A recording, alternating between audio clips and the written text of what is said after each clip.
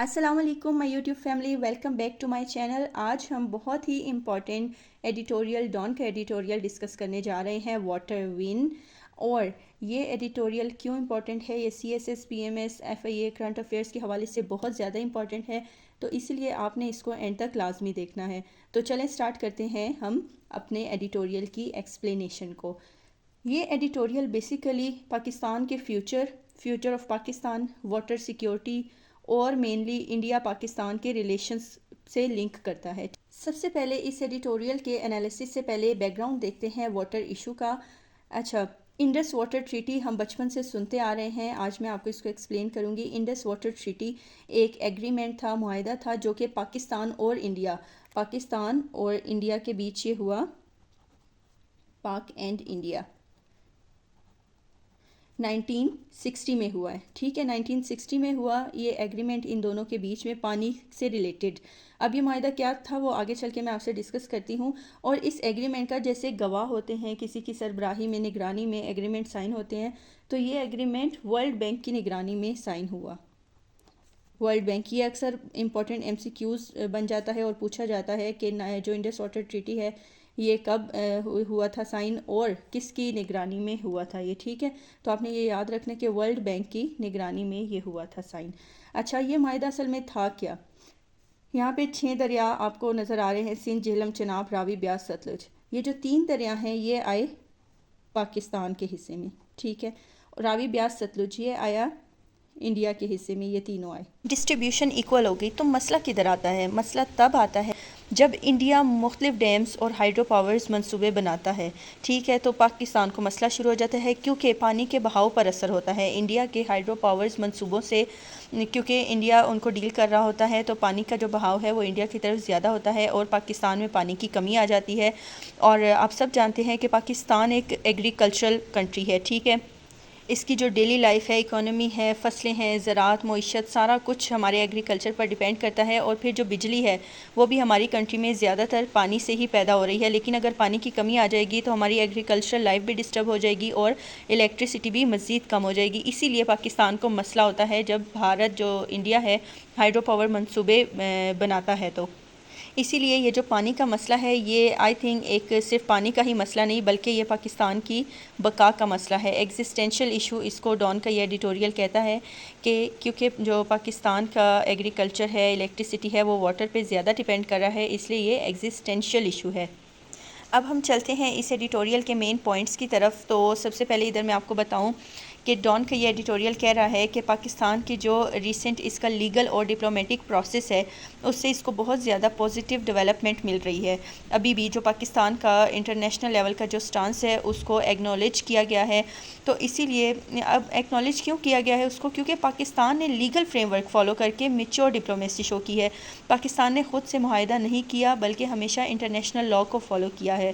تو اسی لیے جو ڈان ہے وہ انڈیا کو انڈائریکٹلی یہ میسج دے رہا ہے کہ جو واٹر کا ایشو ہے اس کو پولیٹیکل پریشر کے لیے یوز نہ کرے۔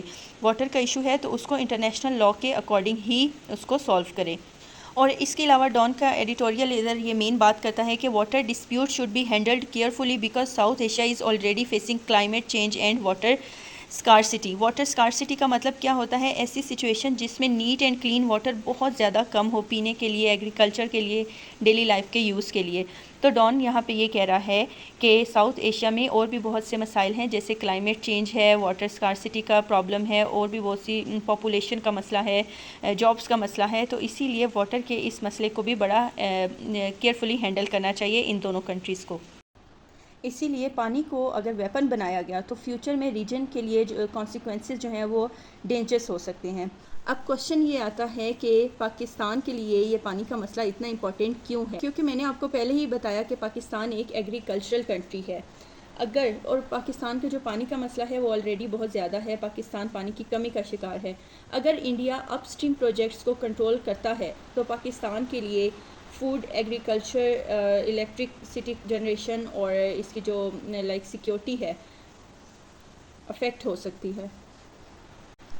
مطلب اگر انڈیا اپ اسٹریم پروجیکٹس کرتا ہے ڈیمز پر اور ہائیڈرو پاور اس کے منصوبے ہیں تو اس سے پاکستان کا ایگریکلچر بہت زیادہ افیکٹ ہوتا ہے. اور سیکنڈلی پاکستان کی جو پاپولیشن ہے, آبادی پہلے ہی بہت زیادہ ہے, کلائمیٹ چینج کا ایشو پاکستان فیس کر رہا ہے, پور واٹر مینجمنٹ ہے, یعنی کوئی ڈیم وغیرہ پاکستان کے اندر موجود نہیں ہے. مطلب انٹرنل بھی بہت سے ایشوز ہیں, ضروری نہیں کہ صرف انڈیا کی طرف سے ایشوز آ رہے ہیں, انٹرنلی بھی پانی کے ایشوز ہیں. اور پھر انڈیا کے جو اپ اسٹریم پروجیکٹس ہیں وہ تو ڈیفینیٹلی اس کو پاکستان کی جو ایگریکلچر ہے اور اس کی الیکٹریسٹی جنریشن ہے اس کو یہ افیکٹ کر رہے ہیں. اس کے بعد ایڈیٹورین میں بات ہوتی ہے کہ یہ جو مسئلہ ہے واٹر کا ان دونوں کنٹریز میں, یہ ڈپلومیسی اور انٹرنیشنل لاء کا ٹیسٹ ہے. اب ٹیسٹ کیسے ہے؟ ڈپلومیسی اور انٹرنیشنل لاء کا ٹیسٹ ہے کیونکہ آپ کو میں نے بتایا کہ یہ جو معاہدہ ہے Indus water treaty, Indus water treaty, یہ ایک انٹرنیشنل ایگریمنٹ ہے, انٹرنیشنل ایگریمنٹ ہے, ٹھیک ہے. اور کیونکہ ورلڈ بینک کی نگرانی میں یہ سائن ہوا ہے, یہ ایک انٹرنیشنل ایگریمنٹ ہے اور پاکستان نے طاقت اور جارحیت کی بجائے قانونی اور سفارتی راستہ اپنایا ہے. اسی لیے ڈان نے اسے اس ایڈیٹوریل کا نام واٹر ون رکھا ہے کیونکہ پاکستان نے کوئی بھی زبردستی والا راستہ نہیں اپنایا, اس نے ایک بڑا ہی جو میچور ڈپلومیسی اس نے شو کی ہے, ڈپلومیسی اس نے میچور شو کی ہوئی ہے. اس کے بعد اگر ہم کریٹیکلی انالیسس کرتے ہیں تو ہم اس پوائنٹ پر پہنچتے ہیں کہ صرف لیگل وکٹری, انٹرنیشنل لیول پر وکٹری پاکستان کے لیے انف نہیں ہے.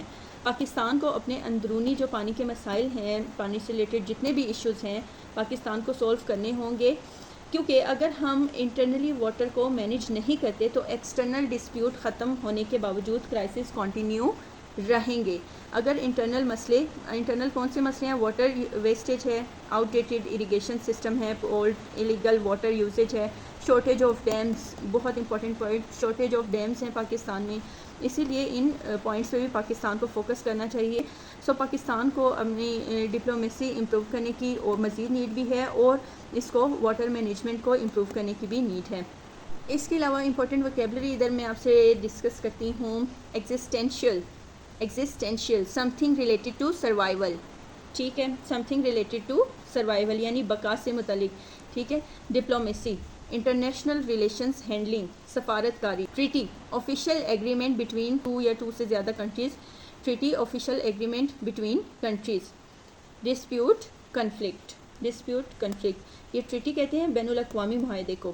تو ادھر ہم کنکلوڈ کر سکتے ہیں کہ پاکستان کے لیے یہ صرف پانی کا مسئلہ نہیں ہے بلکہ پاکستان کی معیشت زراعت پانی پر ہی ڈیپینڈ کرتی ہے. تو یہ پاکستان کی معیشت زراعت اور پاکستان کی جو قومی بقا ہے اس کا یہ مسئلہ ہے. پاکستان کی ڈپلومیٹک سکسیس کو اپریشیٹ کیا جاتا ہے ڈان کے اس آرٹیکل میں, لیکن ساتھ ہی ساتھ اس کے جو فیوچر کے چیلنجز ہیں اس کے لیے بھی پاکستان کو خبردار کرتا ہے ڈان اپنے اس ایڈیٹوریل کے تھرو. تو اگر آپ میری اس پوائنٹ سے ایگری کرتے ہیں کہ پاکستان کو واقعی ہی واٹر کرائسس فیس کر رہا ہے پاکستان, تو مجھے آپ نے کمنٹ سیکشن میں ضرور بتانا ہے. And take care, stay tuned, اللہ حافظ.